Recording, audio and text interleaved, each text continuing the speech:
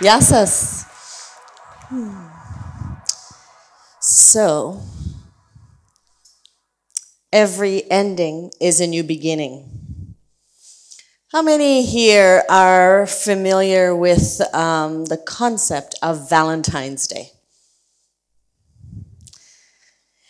In North America, it's a really big deal.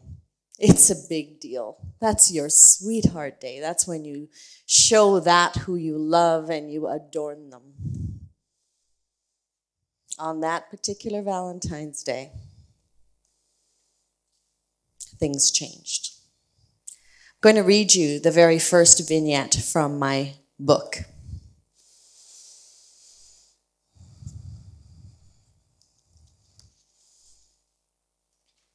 It was Valentine's Day, and I had just found out that my husband of 10 years had purchased a gift for another woman. All day I was numb. Surreally, I drifted through my day with heaviness in my heart. I hung on to denial like it was my last friend on earth. I couldn't bear the thought of my world disintegrating. It couldn't be. He wouldn't do that. He wouldn't do that to me. He wouldn't do that to us. There had to be an explanation. So, with a very strange kind of calm that only complete shock can produce, I asked him about it when he came home. His convincing denials and the sincere look on his face almost had me believing him. For a flash, I thought I had manufactured all of this in my head. If I did not have tangible physical proof to the contrary, I would have believed him. The look of innocence on his face was so familiar. I was shocked at how believable he appeared, and I wondered how many times in the past I had fallen for his lies. Clearly, I just did not want to see the truth. After he exhausted denial and realized that there was no escape from the truth, he admitted purchasing the gift for a woman who had haunted our marriage for years. There was relief in the air.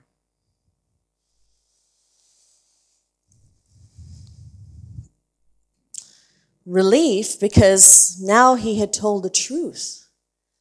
And his face, he looked like 10 years younger instantly. Instantly. And I was relieved too, because I finally knew I wasn't going crazy. Because for years when I had asked him, he'd always tell me I was going crazy. I almost believed him. And now I knew I wasn't going crazy. And I was relieved because I didn't want to be in that marriage either. But with my children being so young, my boy was 6 and my 2 daughters were 5 and just 1 year old. I thought, I can't do this. I can't do this alone. I can't raise these children alone. So I just grabbed on and I begged him, let's go to counseling. Let's have an open marriage. Let's do anything to save the marriage. I couldn't see how life could work without him. And so I did everything I could to grasp. I thought a life with him was better than a life with me.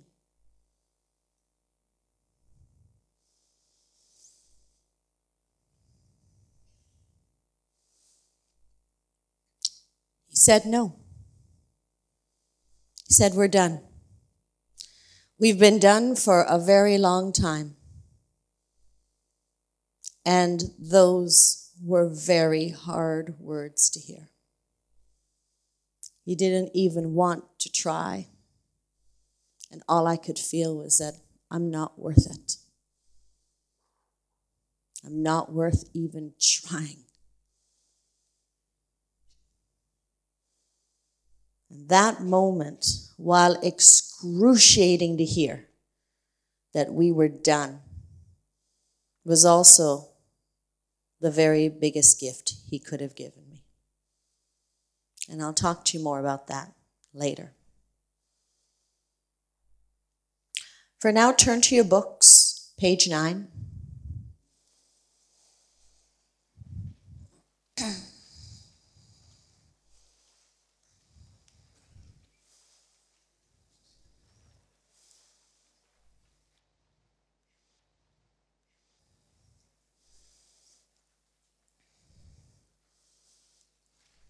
You see, this story is not new. Some of you have experienced that in your relationship, in your marital relationship. But it's not new. Betrayal, deceit, having the rug pulled out from underneath you.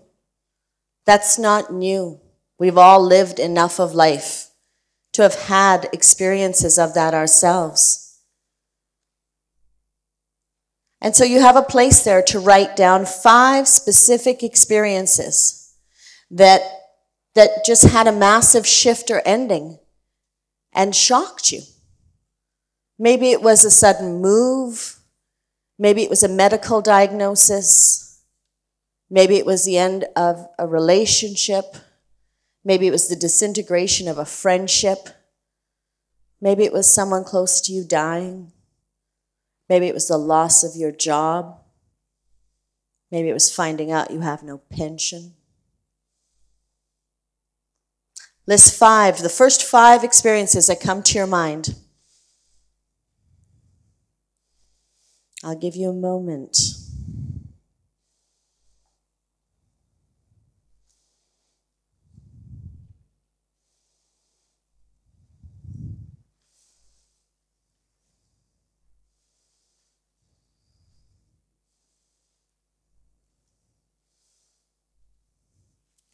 Who needs more time? Okay, a few more seconds.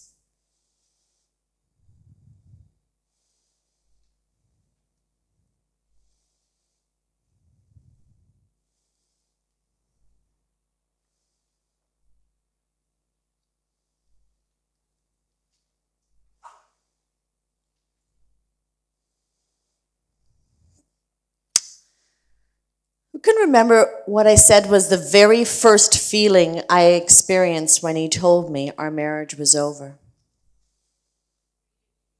Relief.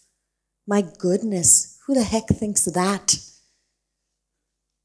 But right then, so my logical mind couldn't think relief, but my body felt it. Because the truth lies in your body. Your body is the indicator as to whether something is true or something is false. And even though it was a truth I did not want to hear, it was a truth I did not want to know, my body told me from a sigh of relief that it was the truth for me too. My logical mind couldn't take me there, but my body told me. But I ignored all of that. As quick as that relief came, I went for the second feeling, which was what? Fear. I went to that one. Because that one I understood. I couldn't understand why I would be feeling relieved. So I went to the one I understood. And that was fear. And I started grasping on. And it's kind of like trying to grab water. You can't. I grasped onto a marriage that was clearly over with a man who was clearly not interested in me. But I still grasped. And in that moment, when something comes and shakes your world, every single thing, every single story or thing that has ever come up in your mind about not being good enough comes right up to meet you. And so I sat there right up with every single thing, right up meeting me of not being good enough, not being worth it. Every single story from my childhood, every single belief, all came to meet me. And every single time that occurs in our life, there's a moment for massive transformation, for it to no longer be part of the subconscious programming. But at the time, I didn't know that. What I knew was this. I said, who the heck would even hire me anymore? Geez, I had all of these clients and I thought, I can't even coach them. I'm a fraud. Look at me. My whole life has just fallen apart. And it's almost like the moment I thought that, they called me and said, moving to Kuwait. Oh, I've just been transferred to this other company. Bang, bang, bang. All my clients just dropped off like that too. Because they were responding to what my inner truth was. My inner truth was I couldn't do it. I don't even have that. That which I thought I had, even that. Because my self-esteem went below ground level. So I lost all my clients, and now I'm facing financial collapse. And I got myself this, the realization of my biggest fear. But I had something else. I had 3 children. And they were watching me. They were watching me. They didn't really know what to decide about anything. They didn't actually have an opinion yet. They just were, okay, Dad's not living with us anymore. And it was all handled very, very well. In fact, everything got handled within the first half an hour, if you can believe it. Within a half an hour, the kids knew. It was a crazy series of events that occurred. And by that weekend, he had moved out. It was that quick. But they didn't really know. Aside from the shock of our world changing so much, I realized they didn't kind of know even how to react. And they were looking at me to decide how fearful they should be. They were looking at me to decide if this meant that they weren't loved either. They were looking at me for all of those answers. And right then, they were going to be forming some blueprints on how they were going to be with life. And so, while I was in a lot of pain, I knew I didn't want that to be their reality. And I knew that this was the greatest, most grandest teaching moment I could ever have with my children, ever. Because you can tell them or you can show them. And they became the inspiration for me to be more than who I thought I was. So there were many things that occurred during that time that I wasn't really quite familiar with yet. I realized a couple of things. Is that when my marriage ended, I was bludgeoned with shame. I carried so much shame that I couldn't keep my marriage together. So much pain, so much shame. And then I remembered some years back when I was working, I really wanted badly to work with this creative design company, and the only job that they had in the design company was in the accounting department. So I took it. Not a good fit. But I took it because I wanted to work with them so badly. And then, some months later, the vice president comes in the office and he says, "Oh, Farhana, how do you think it's going?" And I go, why don't you tell me? He says, "I don't think it's going very well." And it's true, it wasn't. And so he says, "I don't think it's working out." And I felt relief because I was a marketing person in an accounting job. They're not good fits. I was really happy. But on the ride home, I remember thinking, how am I going to tell my family I just got fired? So I started to think of all these ways to blame the company, that they weren't good enough, they were this. None of that was true. Because the alternative would have been to shame myself, that I'm not good enough. And that's not true either. It just wasn't a fit. That's it. But we make up these stories that when things complete, that somehow it's a failure. It's not true. You know, I remember my brother saying to me, I was doing some work with one of his hotels, and he was saying, so when you go, he goes, that manager that you meet there, and she had a failed marriage too. And I went, huh? That's how you describe someone?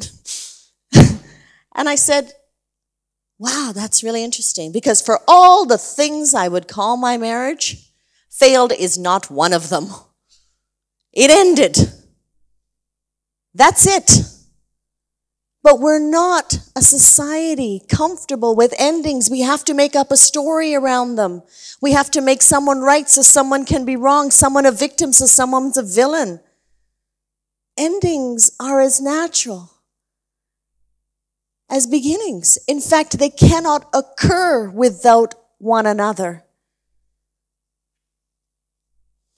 There's another slide. Let's just see what it is. Ah, yes, I love this one. That moment when something ends, it's a calibration to truth. It ends because it's complete. That moment that my body felt relief with my marriage ending, even though it's not what I wanted, it was a calibration to truth. We had been living apart from truth for so long.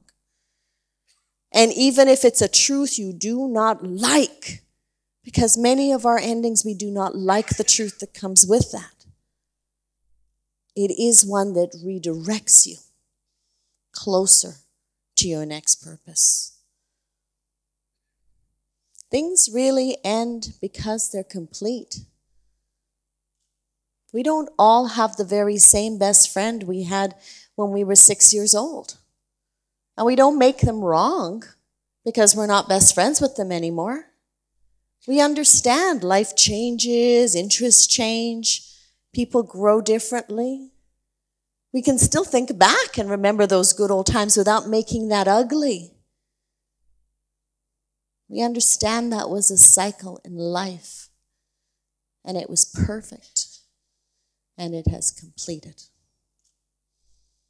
Same too for jobs. Every entrepreneur in here was dissatisfied with the job beforehand. Okay? And was likely fired from the job beforehand. But we can always look to nature as our inspiration. Nature has shown us time and time again, we are nature ourselves. And we see time and time again, you know, a tree loses its leaves only for the leaves to come back the next season. A flower loses its bloom only to come back again. It is natural. These are natural endings, and we don't lament the leaves when they fall because we know. We understand the cycle. That is true for us too.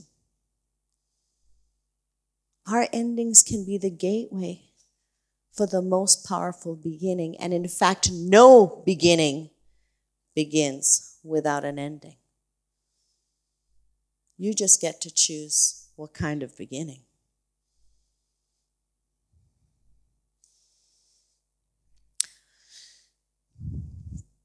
I did try, you know, for the first little while, I thought I was going to be the very best ex-wife ever so I could win him back. I went on to a covert operation to be awesome and come back.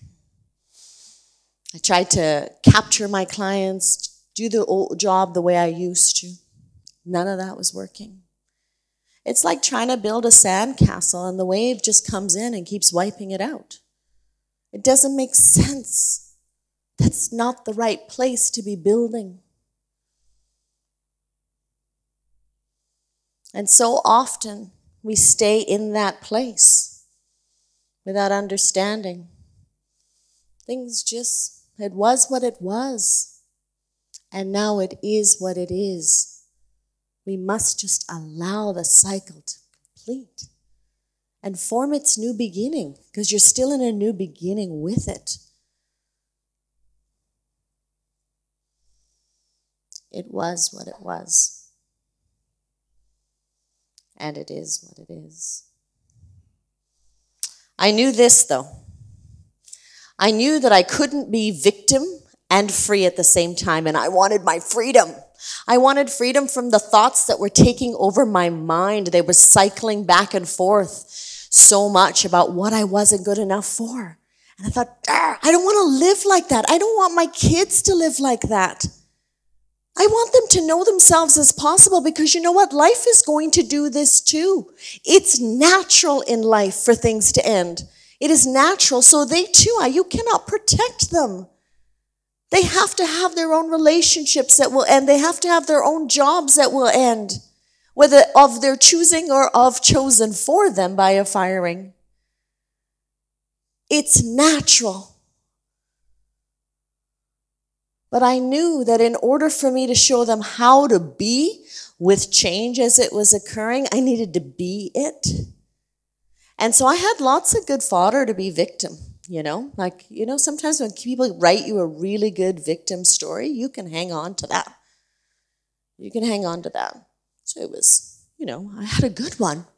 Infidelity, alcohol addiction, all our money went into a complete financial collapse. I got a bailiff notice on the door at the house. I said, oh my God, what's happened?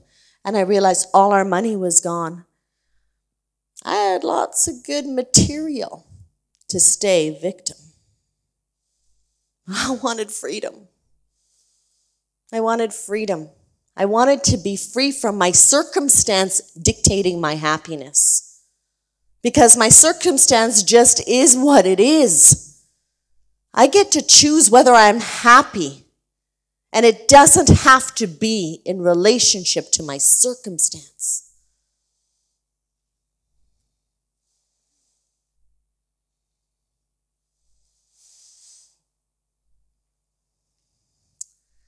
So, when people hear the title of my book is called Thank You for Leaving Me.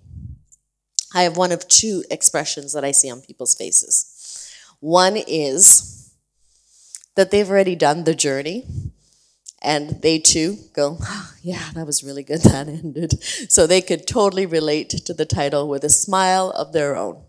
Because while it looked crappy at the time, they're very grateful that life created a completion for them in whatever way that was, because it now enabled something new to occur. And then the other look I see is pain in people's eyes. And they go, yeah, but how do I get there? They want that. They want to be free from the thoughts that are riddling them. They want to be free from the victimhood. They want to be free from feeling they've been done to, regardless of how good the story is. And I'll tell you, this is the only way I know how. The way to go from victim to freedom is to take 100% responsibility for your role in the demise of the relationship. And when I tell this to people, normally they go, no, not 100%, 50-50. It was a relationship, 50-50. I'll take my 50, you take your 50. All I know is you've got one shackle, one handcuff, you're still not free. What is your 100%? So I don't even remember who was the one that told me this, because sometime I have to think of this person to really personally thank them. But I was so shut off when I first heard that, all I could think was to reject this 100% responsibility. But I, like you, were very interested in personal development and, and just experiencing a better life for myself, regardless of my circumstance. I wasn't going to let circumstance dictate the life I was going to have. So I was always pulling in material and voraciously reading and all of that. But when someone said 100% responsibility, I shut that one out. No. And then some while later, I thought, okay, I'm ready to play a bigger game. And I started to, in my morning prayers, then after I would just sit there and I would go, in what ways was I 100% responsible for the demise of my marriage? And I would remember this fleeting thought. I go, huh? And I go, yeah, I could see how that would have made him feel like that. Huh, I never thought of it. Because every relationship has already suffered 1,000 little deaths before divorce. There are 1,000 little deaths. What was your role in those 1,000? And I started to realize I had a way bigger role than I thought. I thought I was awesome. But when I started to do this, I realized I wasn't so awesome. You know, I wasn't meaning not to be, so there was no ill intent in my heart. We all do what we know how to do at the time. So even though I was taking 100% responsibility, I want to be really clear. I wasn't blaming myself. Because I didn't do it from an ill heart. I just did it from what I knew. Some of the stuff I didn't really know. I had to grow. Life is about experiences. So I got those experiences along the way. But he's he's an easy to talk to guy, so I'd call him. I'd go, hey, do you remember when we were traveling in Jamaica I said that? And he's like, oh, really? Yeah, okay. And I said, I'm really sorry. I didn't realize this might have sounded like this to you. He's like, oh, don't worry about it. He goes, you think too much. But I knew I felt better when I did that.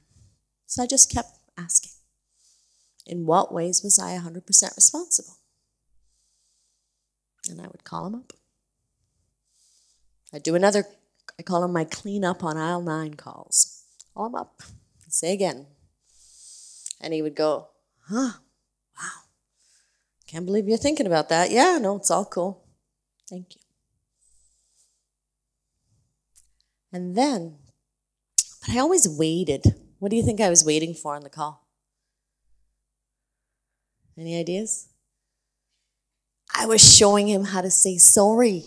I was kind of hoping he would say sorry to me. And he didn't. Every time I was like, come on, dude, you can give me a sorry, can't you? And I'd hang up. Then one time I called him. I did one of my cleanup calls. And I hung up. And I felt great. But I always felt great after. But this time it was different. I'm going, what's going on? What's so different about this time? I felt like I was walking on air. And then I realized, oh, this is the first time I called and I didn't have any hope or expectation of him saying sorry. I was truly 100% responsible. And that was the bingo. That was when freedom was mine.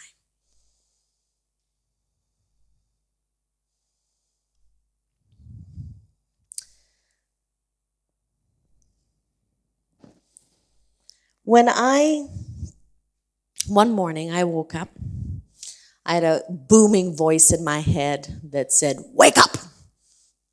I got up. I'm like, what's going on? And I heard, the universe has secrets to tell you. Okay. You listen to stuff like that. But I had no idea what that meant. So I went downstairs and I waited for the secrets. I didn't know how you're supposed to receive them. I just waited. And then I started flipping through books. I got nothing. And then I picked up my journal and my hand was flying so fast. It was flying so fast I couldn't even see what I was writing, but I knew what I was feeling. I felt like my whole body was filled with love and filled with light. I was just so in love. And my hand was moving so fast.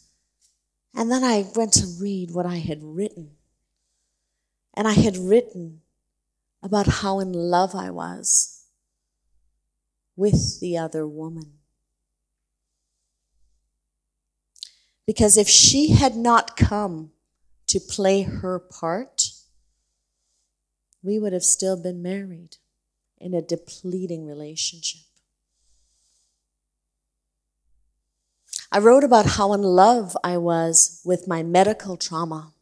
Because up until that time, my mantra in my head was always, I'm so alone. I'm doing everything myself. I'm alone. Nobody loves me. But the moment my family heard about my medical trauma, they jumped in a car and they drove 10 hours and they showed up. I'm like, oh, for me? Yes, for you.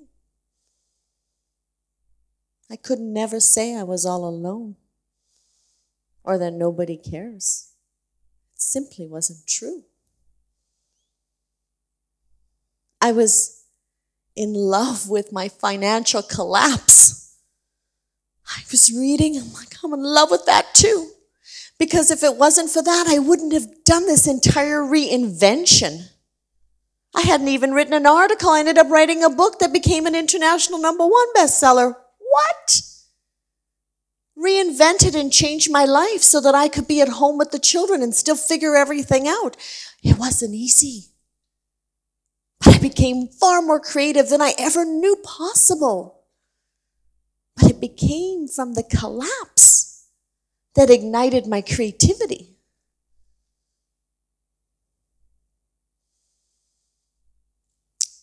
On your page 9, drop down your 5 points. So point 1, drop it down and write 3 skills or attributes that you achieved from that life event. Did you become more resilient? Did you gain more clarity? Did you become more creative? Who did you become more of as the result of that event? Did you become more courageous? What do you know more? Did you discover loyalty and love in a way that you had never known possible? Drop that down for 2.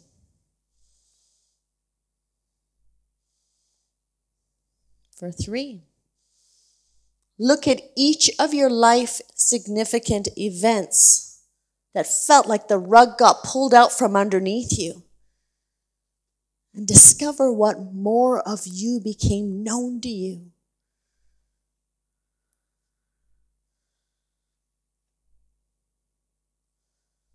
I'll give you another minute to write.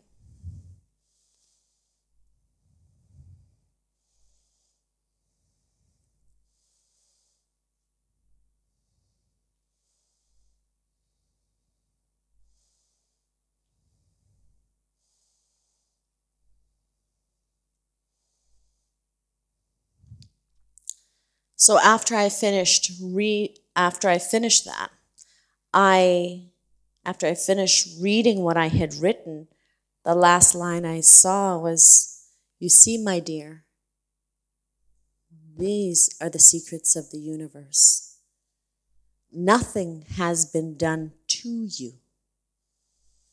Everything has been done for you to discover the more of you, for you to discover the well within you that may have otherwise gone unknown.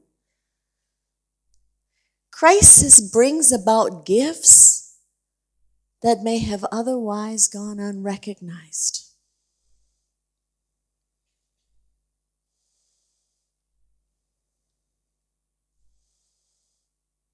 Do you remember I had told you earlier that one of the greatest gifts he had ever given me was to actually say, no, there's no chance, we're done. And it was painful, like that was not a fun moment. But in retrospect, I realized that was a big, big gift. Why was that a big gift? Anyone? What's that? Yes, it was a new beginning, because sometimes we don't move ahead because we didn't make a decision that was still in this gray area, right? And he didn't operate in the gray area. I was still trying, right? I was still trying to win him back. So I was still but if he was there too, we would have been in that gray area for so long. And so his definitive decision became a huge gift. As ugly as that felt, it was a huge gift. How many here are having difficulty with any type of decision, whether it's a decision on what to do in an aspect of life or whether to take a certain job or friends? Yeah? Okay. Pull out a coin. I'm going to show you a fast way to make a decision. Everybody, pull out a coin. And if you've got extra coins, share them with your friends. They'll return it.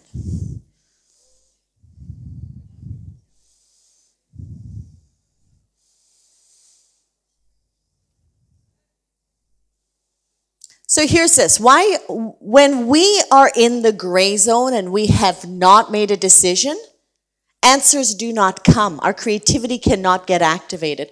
Who here has ever heard about doing a pros and a cons list? Anybody? Yeah. Have you ever done a pros and a cons list, and even though it looks like it should be really clear which decision you should make, you still can't make it? You want to know why that is? That's because you're making a decision from your left brain. Your left brain that has all the logic. But where does truth lie for you? It lies here, in your body, in your gut. And the reason why you're unable to make a decision, even though it looks clear which your choice is because you haven't got your gut instinct activated yet. Nobody has ever said, oh, I followed my gut and I was wrong. You never hear that. You never hear that. So I'm going to show you how to reactivate that part so that you can use them in tandem with your left brain logical decision making. All right, so tell me when you've got something in mind that you want to make a decision about. We're not going to go ahead until your hands are up. You've got something in mind. Okay, think of something that you want to make a decision about. You've been waffling, yes or no, should you, shouldn't you? Okay, you got that? Good. All right, so here it is. This is how we're going to do it. In a moment, you're going to flip the coin. Heads is yes, do it. Tails is don't do it. But here's this. I want you to notice the very first feeling you have when you see the answer. Okay? All right. Heads, do it. Tails, don't do it. Flip your coin.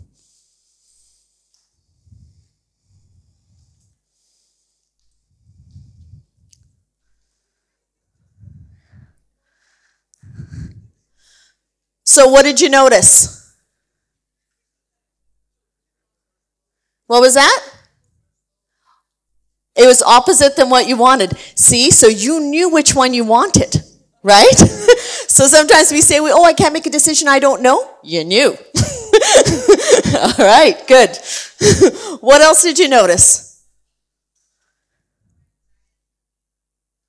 No anxiety. Okay, so when your body has a lightness with the answer that you've seen, it is the correct answer for you. Because truth always feels lighter in the body. If it is not the route for you, you will feel anxious. Who felt anxious when they saw the answer? Okay, now you know that's not the answer for you. So whether it was heads or tails is not relevant. It was your feeling in association with that answer that's relevant. How many already had a wish that they wanted it to have when the coin was already flipping? So you know your answer. Follow that place. Follow that place. Marry it with your left brain. Beautiful, logical thinking. But marry it with your knowing. Those are two different things. Anytime we are in indecision, we are stuck. Creativity can't come through. So on the third question of your book, I know that's not what the question says. I want you to write down what you're going to do now that you know the answer.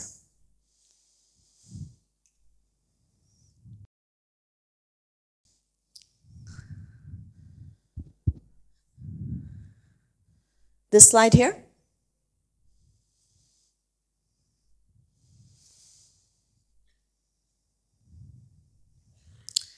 And in a moment here, we're going to be taking some questions and answers, and then we'll wrap up our time together. You're awesome. Δεν ξέρω αν εσείς κλαίτε. Κλαίτε λίγο. Νομίζω υπάρχει πολλή συγκίνηση. Έχει ανάψει φωτιά το Twitter. Θα έχουμε τώρα κάποιες ερωτήσεις από εσάς. Θέλω να δω χέρια από όσους θέλετε να ρωτήσετε κάτι. Και η πρώτη ερώτηση στη Φαρχάνα έχει έρθει από το Twitter. Και θα την πω στα αγγλικά και στα ελληνικά. So, how quickly did you come back after all this pain that you had been through? How long did it take? Πόσο καιρό της πήρε να γυρίσει πίσω μετά από αυτό που πέρασε? Πόσο καιρό της πήρε να επανέλθει? The pain happens in cycles. All healing happens in cycles. So, do not judge your experience by your length of time in it. But I will say this, you will experience all of it. That means you will experience all levels of pain, betrayal, hurt, anger, all of this. Just don't make house in any of them. Let them continue to move. So for me, the beauty is I had inspiration. My inspiration is I wanted to show my children. And sometimes we do not take action for ourselves. I didn't think I was worth it. I wouldn't have taken the action for me, but my children were worth it. And I would take it for them. So take it for yourself because you're absolutely worth it. And if you don't believe me, look in the eyes of someone else. Because in that moment, you're going to teach them how to be with life. Life is not going to stop giving you things. It's its job. That's the job of life. Divorce is not that interesting. Job loss is not that interesting. Disease is not that interesting. None of that's interesting. Who you become as the result of it, that is interesting. Thank you. Thank you. Έχουμε κάποια άλλη ερώτηση?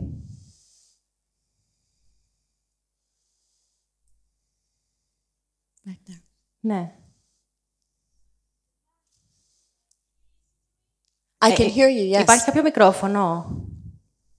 Έλα. Thank you for what you shared with us today. It was really inspiring to hear those things, all those things you said. How can you find the blessing in everything?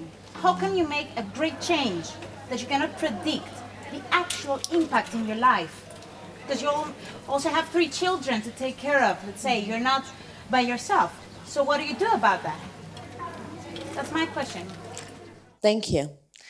Πώς να βρίσκεις το καλό στα πάντα, αυτό ουσιαστικά. Πώς μπορείς να βρίσκεις το καλό μέσα από το κακό? It is a choice from the beginning.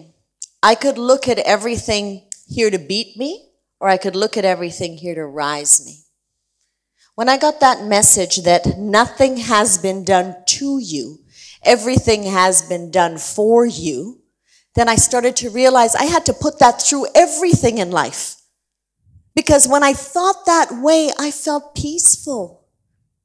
So how do you decide how to think? Go with the one that makes you feel better. For me, I prefer to feel that all of this stuff is here for me to unearth my greatness instead of here to bludgeon me down. It's a choice. It's a preference of mindset.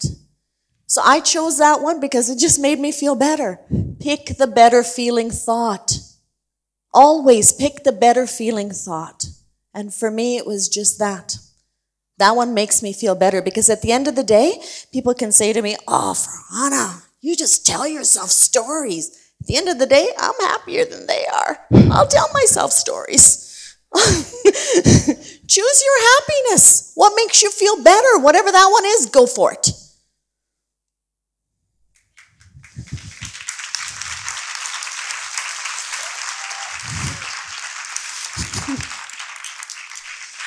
Και άλλη μία τελευταία ερώτηση μπορούμε να έχουμε. Ναι. Πώς σε λένε? Γεια σου, Άννα.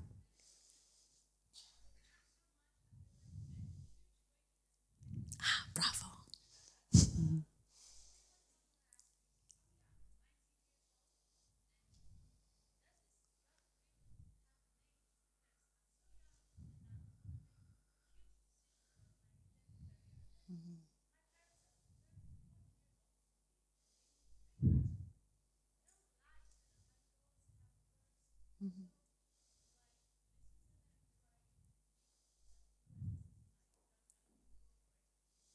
Πώς λοιπόν μπορώ να ακούσω, λέει η Άννα,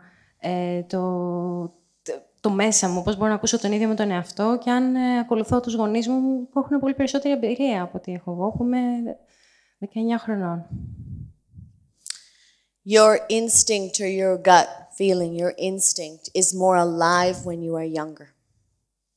So you are more in tune. You're more in tune. Now, this is where you get to marry this with, you get to draw upon more maturity. So here's where you know the truth. And now, with a level of maturity, share that with your parents. Because ultimately, we will always be steered towards what's true for us. So if we go so far off course, crisis happens so that we can come back to the truth for us. So as much as possible, particularly when you're young, darling, continue to follow that. It is so good that you know that about yourself. But this is where you marry this now with a maturity of conversation with your parents. And they will understand. They will understand. You will help remember that for them as well. Remember that gut instinct. In fact, show them the flip of the coin. help them get there too. Τέλεια. We have no words to thank you. Ένα πάρα πολύ θερμό χειροκρότημα για τη Farhana Dhalla. Πάρα πολύ θερμό. Πάμε γερά, πάμε. So I have one thing that I want to tell you. Thank you. You know, here this has been a tremendous honor to be in Greece. Oh my goodness, in Greece of all places. And if anyone, any civilization, any culture can teach the rest of us, it is you. You have done this for centuries. You've been the leaders. So when something looks entirely impossible, call in the Spartan warrior in you that just can make anything possible. The impossible doesn't even exist. Call in the wisdom of the Aristotle in you, the Plato in you, the Socrates in you. This is you. This is where you have come from. Call in the logic and the intuition, and call in the goddess Athena to help you with your inner wisdom and have the courage to move forth in it. If anybody can show the world, it is you. Thank you.